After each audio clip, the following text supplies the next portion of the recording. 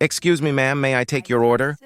The voice came soft, but strong from Amara, a young black waitress working the lunch shift in a small diner just outside the city. Her smile was bright, her eyes kind, and her apron carried the faint scent of coffee and cinnamon.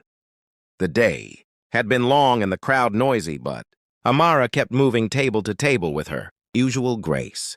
She believed every customer deserved warmth and care no matter who they were. At the corner table by the window sat an elderly woman dressed in a neat gray coat and a little pearl brooch pinned to her collar. Her white hair was tied in a bun, and her eyes seemed distant, as if she was looking beyond the walls of the diner. Amara approached with her usual cheerful energy, but the woman didn't respond. She just stared blankly for a moment, then gave a polite nod and looked down at the menu. "Would you like some coffee, ma'am?" Amara asked again, louder this time. Still no response. The woman blinked slowly and lifted her hand to her ear, shaking her head gently. That's when Amara realized she wasn't ignoring her. She couldn't hear her. The old woman was deaf. A few customers nearby started whispering. Some even chuckled softly at the awkward silence. Amara felt a pang in her chest, but she refused to let the moment become uncomfortable. She quickly grabbed her notepad and pen and scribbled a message in neat handwriting. "Hello, I'm Amara. What would you like today?" The woman looked up, surprised, her eyes suddenly brightening. She took the pen with shaky fingers and wrote back. "Thank you, dear. Most people just walk away." Those simple words touched Amara deeply. She smiled wide and nodded, showing the woman she was happy to help. From that moment, their conversation flowed silently across scraps of paper and napkins like an unspoken melody.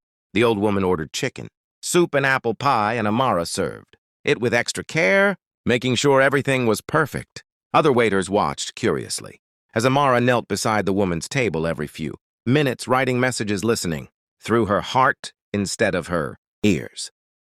The air in the diner began to change. The laughter, the whispers, even the clinking of cups seemed softer, gentler, as if everyone felt the warmth of that quiet exchange.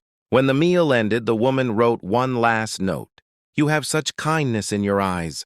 Amara smiled and wrote back, "My grandmother taught me to treat everyone with love." Neither of them knew that this silent conversation would soon change both their lives forever. Amara stayed by the woman's side as long as she could between orders, making sure her cup of coffee never ran dry. The woman smiled with gratitude. Every time their eyes met, it was a simple exchange, but something about it felt powerful, like two souls communicating beyond words.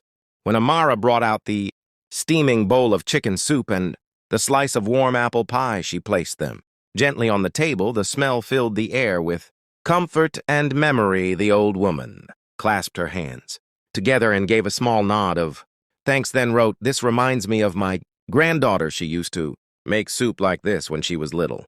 Amara's heart softened even more. She sat for a brief moment on the edge of the booth and scribbled, "You must miss her very much." The woman's eyes glistened. She nodded slowly and wrote, "She passed away years ago. You have her kindness. You even smile like her." Amara felt a lump rise in her throat.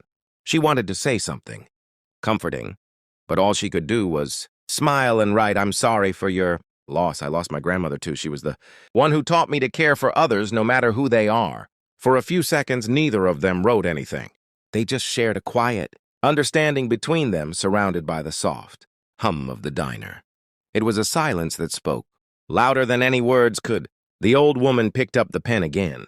"You're different, dear. You didn't treat me like I was a problem. Everyone always rushes or looks away when they realize I can't hear, but you stayed." Amara's eyes softened and she wrote, "Because you deserve kindness just like anyone else." As she cleared the table after the meal, she noticed something special. The woman had drawn a tiny heart beside the empty coffee cup. It wasn't just a doodle, it was a silent thank you, a mark of appreciation for being seen. When it was time to leave, Amara helped her to the door gently.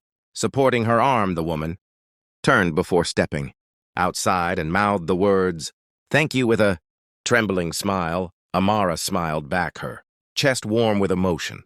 She thought it was just another day, another customer. But what she didn't know was that the woman she had served was no ordinary guest. Her kindness had reached the heart of someone whose life carried a secret that would soon change Amara's forever. The next morning, the diner felt different. The sky outside was gray and quiet, and Amara moved through her routine as usual, wiping tables, refilling sugar jars, and humming softly under her breath. The memory of the old woman from yesterday still lingered in her mind. She couldn't explain it, but that silent exchange had left something inside her, glowing a small spark of peace. As she finished serving a customer, the bell above the door rang. A sleek black car had pulled up outside, and through the glass, Amara saw a tall man in a dark suit step out. He looked far too elegant for the small town diner, his shoes polished, his tie straight, his expression calm but serious. He walked inside, scanning the room until his eyes found her. "Excuse me," he said, his voice deep but kind. "Are you Amara?" She nodded, wiping her hands on her apron. "Yes, that's me. Did I do something wrong?" He smiled slightly. "Not at all. My name is Daniel Whitmore. My grandmother came here yesterday." "You served her?" Amara's eyes widened. "Your grandmother, the sweet lady in the gray coat." He nodded. "That's her, Eleanor Whitmore." The name didn't mean much to Amara at first until one of her co-workers whispered from behind the counter. "Whitmore, as in Whitmore Industries. He's one of the richest men in the state." Amara froze, her eyes darting back to him. "Oh my goodness, I had no idea. I'm so sorry if I did anything." Daniel held up his hand. "No need to apologize. In fact, I'm here because my grandmother asked me to come. She hasn't stopped talking about you. She said you reminded her what real kindness feels like. She even cried last night." Amara's heart softened. "She was so sweet, I just wanted to make her comfortable." He smiled. "You did more than that. She wants to see you again." "Would you come by our home this evening?" she insisted. Amara hesitated. She'd never been invited to a mansion before. She was just a waitress with bills to pay and dreams she could barely hold on to. But something about Daniel's sincerity made her nod. "All right, I'll come." That evening, as the sun dipped low, she stood outside a massive iron gate that opened slowly at her arrival. The driveway curved toward a grand white mansion surrounded by gardens and glowing lights. Her hands trembled slightly as she stepped inside, wondering why a simple act of kindness had led her here and what awaited her behind those shining doors. Amara followed Daniel through the grand hallway, her footsteps echoing softly across the marble floor. The house felt like a museum full of portraits, chandeliers, and polished wood that seemed to hold 100 years of stories. At the end of the corridor, in a warm room by the fireplace, sat Mrs. Whitmore, dressed in a soft cream sweater, her silver hair glowing in the golden light. When she saw Amara, her face lit up instantly. She raised her hand, signing slowly while Daniel stood beside her to translate. "Come closer, dear. I wanted to see you again and thank you properly." Amara smiled nervously and stepped forward. "It was really nothing, ma'am. I was happy to help." Mrs. Whitmore reached out her hand, and Amara gently took it. The woman's skin was fragile, yet full of warmth. Her eyes filled with emotion. As she began signing again, Daniel spoke softly, translating each word. "I wasn't always deaf. I lost my hearing. After my husband passed away, people began treating me differently. Some ignored me, some spoke over me, but you saw me. You treated me like I still mattered."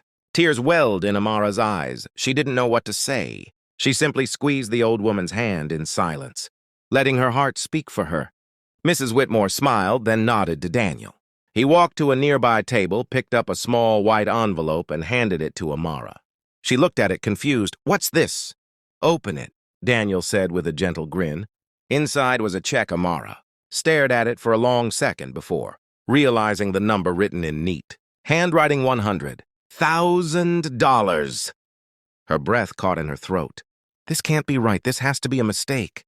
Mrs. Whitmore shook her head slowly, her lips curving into a kind smile.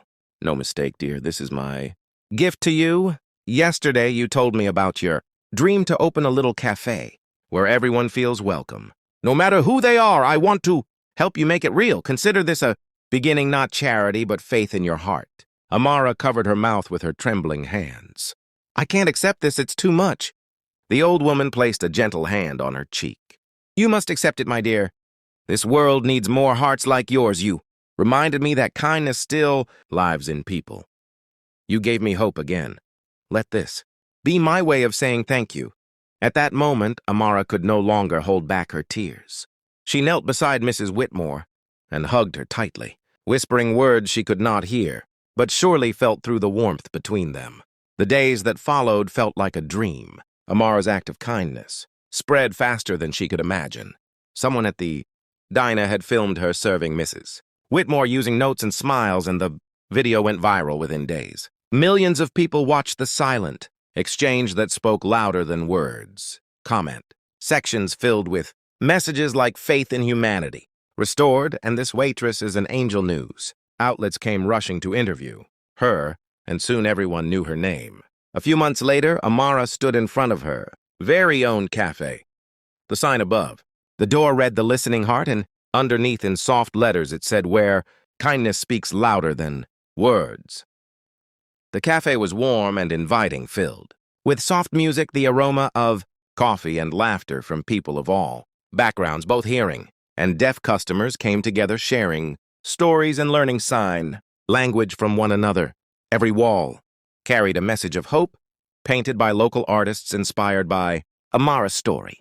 On opening day, Mrs. Whitmore arrived in a wheelchair, smiling proudly. As Amara came to greet her, the crowd cheered as the two women embraced. Cameras flashed, but neither of them cared. About fame or fortune, they cared. About the connection that started it all, a silent conversation in a small-town diner that changed both their lives forever. When it was time to speak to the crowd, Amara stepped up to the microphone. Her voice trembled, but her words were clear. You never know how far a little kindness can reach. Sometimes the smallest act can open the biggest doors. Mrs. Whitmore taught me that the most beautiful conversations don't always need sound, they just need heart. The crowd clapped, and some even cried. Mrs. Whitmore smiled, a tear rolling down her cheek. Her eyes said everything: gratitude, pride, and peace. As the camera zoomed out, showing the cafe filled with life, the screen slowly faded to black and the words appeared in white. If this story touched your heart, don't forget to like, share, and subscribe for more inspiring stories. Fade out with the final line on screen. Be kind always, someone's life might change because of you.